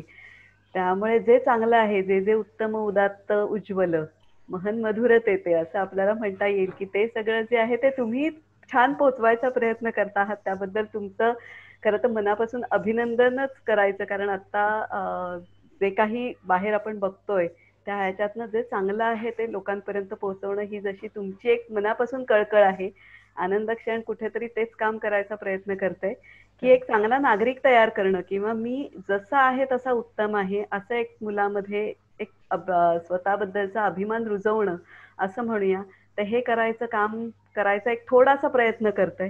आणि त्यामुळे नवीन खरं म्हटलं तर ही नवीन संकल्पना नाही आहे, आपण मुलांचा विचार करून करणारी संकल्पना आहे असं म्हणूया. त्यामुळे ही संकल्पना जेवढी पुढे येईल तेवढी मुलांसाठी चांगली असणार आहे आणि जे मुलांसाठी उत्तम आहे, उदात्त आहे, उज्ज्वल आहे ते मुलांना मिळत राहावं त्यासाठी सगळेच जण प्रयत्न करूया. त्यासाठी तुमचं पाठिंबा, अर्थबल असं आपण म्हणूया सदैव आमच्या पाठीशी राहू देत एवढीच मनापासून इच्छा. नक्की. प्राजक्ताताई, तुम्ही काय सांगाल? नेचर केअर फर्टिलायझर बहुतेक तुमच्या ह्याचा हा आहे ते. दोन कंपनीज आहेत या आमच्या. नेचर केअर फर्टिलायझर्स ही बेसिकली खताच्या संदर्भात काम करते. खतं दोन प्रकारे आपल्या आयुष्यामध्ये गरजेची असतात खरं तर. जिथे अन्न पिकवण्याचा संबंध आहे तिथे जमिनीला उत्तम खत जेव्हा घातलं जातं तेव्हा त्याच्यावरती येणारे अन्न पदार्थ हे उत्तम आहेत, ते आपल्या शरीरासाठी गरजेचे आहेत. आणि दुसऱ्या औषधी वनस्पती, ज्या वनस्पतींचे अर्क वापरून किंवा शेतीमधलं तूप वापरून आम्ही बर्वाचे जे कॉस्मेटिक्स आहेत हे बनवण्याचा प्रयत्न करतो. म्हणजे पुन्हा जसं आरतीताई म्हणाली तसं निसर्गाच्या जास्तीत जास्त जवळ जाण्याचा आमचा प्रयत्न आहे. तर या दोन्ही गोष्टी ज्या आहेत ह्या तुमच्यासारख्याच समविचारी आहेत बहुधा, म्हणून आपण तुमच्यापर्यंत पोहोचलेलो आहोत. हो, आणि आमच्या मुलांना घेऊन तुमच्या या ह्याच्या प्रकल्पामध्ये आम्हाला नक्की भेट द्यायला आवडेल.